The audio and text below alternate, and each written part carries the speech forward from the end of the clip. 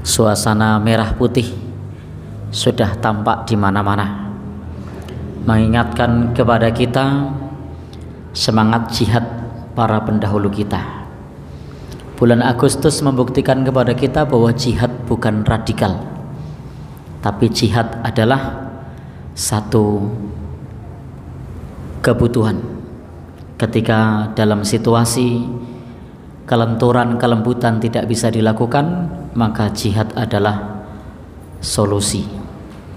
Sebagaimana Al-Quran telah mengemukakan, waqatilu fi sabilillahil ladzina yuqatilunakum wala ta'tadu. Perangilah di jalan Allah orang-orang yang memerangi kalian, dan janganlah kalian melampaui batas. Maka para pahlawan, para syuhada, para pendahulu punya prinsip iskariman au mut syahidan, hidup mulia atau mati syahid, merdeka atau mati. Dan ada banyak tokoh ternama yang dikenang sampai saat ini. Bahkan kalau kita lewat kelodran, diingatkan dengan dua mujahid, dua orang yang berjihad. Yang pertama adalah Pangeran Diponegoro, yang area jihadnya ada di sekitar kita. Jadi area jihadnya ada di sekitar kita, yang saat itu beliau dengan gagah berani, pantang menyerah, rela berkorban, mengobarkan semangat jihad meskipun nyawa taruhannya. Berikutnya ada Jenderal Sudirman. Beliau juga tokoh yang meskipun usianya masih muda, tetapi punya semangat yang membara, sehingga tidak bisa kita mengesampingkan jihad. Karena negeri ini diperjuangkan oleh para syuhada, oleh para pahlawan, oleh para mujahid, oleh para pejuang yang mengubarkan jihad fi sabilillah. Baik, Bapak Ibu yang berbahagia, yang dirahmati oleh Allah Subhanahu wa taala, dan sampai hari ini mestinya kita sebagai umat Islam tidak boleh memandang sebelah mata jihad fi sabilillah, karena sejarah negeri kita tidak lepas dari jihad fi sabilillah. Bahkan dalam pelajaran-pelajaran sekolah banyak para pahlawan muda yang mengobarkan jihad. Kalau di tempat kita dulu ada Sultan Agung Hanyokro Kusumo. Kalau di tempat lain ada Sultan siapa lagi? Hasanuddin. Ada lagi? Dan sultan-sultan yang lain ada banyak. Sehingga Bapak dan saudara yang berbahagia, yang dirahmati Allah Subhanahu wa taala, maka tidak sepantasnya kita kalau kemudian menganggap jihad adalah radikal. Andai kita mengatakan jihad itu adalah sebagai radikalis, maka Jenderal Sudirman, Pangeran Diponegoro adalah radikalis, karena mereka mengorbankan semangat jihad. Ya, memang ketika bahasanya diubah rasanya beda. Ketika disebut jihad itu kesannya keras, tapi ketika disebut berjuang itu kesannya prihatin. Bedanya kalau berjuang itu bahasa Indonesia, kalau berjihad itu bahasa Arab. Jenderal Sudirman berjuang itu kesannya prihatin kan. Tapi kalau berjihad kesannya apa? Garang, sangar. Ya, kenapa? Karena memang seolah-olah saat ini istilah jihad itu tersudutkan, padahal maknanya sama dengan berjuang.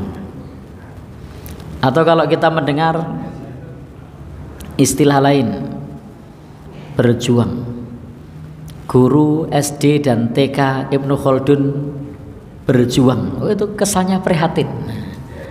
Ya, kesannya prihatin. Tapi beda kalau menggunakan kata-kata berjihad. Wah, itu semangat yang menggebu. Baik. Teman-teman semua yang berbahagia yang dirahmati Allah Subhanahu wa taala, di kesempatan ini kita tidak akan membahas bab jihad. Ya, itu hanya sebagai muqaddimah saja, pengantar bahwa sejarah membuktikan bahwa jihad bukanlah sebagai sesuatu yang menakutkan, bahkan kadang dibutuhkan, bahkan menjadi instruksi yang perlu disampaikan oleh para pemimpin. Di Jogja tercatat misalnya dalam sejarah serangan umum 1 Maret, di Surabaya itu ada arek-arek Surabaya 10 November, dan juga di tempat-tempat lain. Itu sejarah membuktikan itu. Meskipun kita mencoba untuk menggunakan istilah lain, tapi sejarah tidak bisa kita hapus, karena itu sudah terjadi bahwa jihad memang diperlukan. Tidak semuanya bisa ditempuh dengan cara diplomatis, tetapi ada kalanya bisa ditempuh dengan cara jihad fi sabilillah. Penduduk Mekah dan Madinah pun cara masuk Islamnya berbeda. Makkah dengan cara dakwah 13 tahun tidak membuahkan hasil. Madinah dengan cara dakwah, begitu Rasul datang disambut dengan sukacita, disambut dengan riang gembira, dan mereka masuk Islam dalam waktu yang cepat. Itulah penduduk Madinah, cocok dengan dakwah. Lalu bagaimana cara Mekah masuk Islam? Nabi bawa 10.000 pasukan. Kota Mekah dikepung, dan saat itu dengan pasukan itu yang jumlahnya lebih banyak daripada penduduk kota Mekah, bahkan jika anak kecil dan juga janin yang ada di kandungan dihitung, maka jumlah pasukan Nabi masih lebih banyak. Maka penduduk Mekah menyatakan masuk Islam. Semua berbondong-bondong masuk Islam. Jadi beda. Mekah masuk Islam dengan cara jihad, sementara Madinah masuk Islam dengan cara dakwah. Dan itu sejarah, kita tidak perlu mengingkari itu, karena sebagian orang kemudian mengingkari.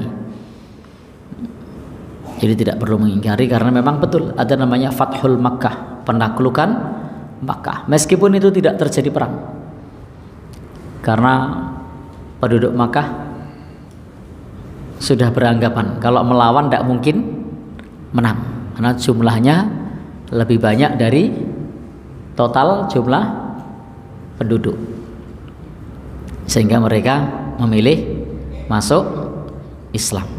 Dan mereka meneriakkan ja'al haqqu wa zahaqal batil, yang benar telah datang, yang batil akan hancur, yang batil hancur atau binasa. Maka pada saat itu mereka pun setelah jihad yang panjang, kemudian mereka masuk Islam, dan berhala-berhala itu mereka hancurkan sendiri.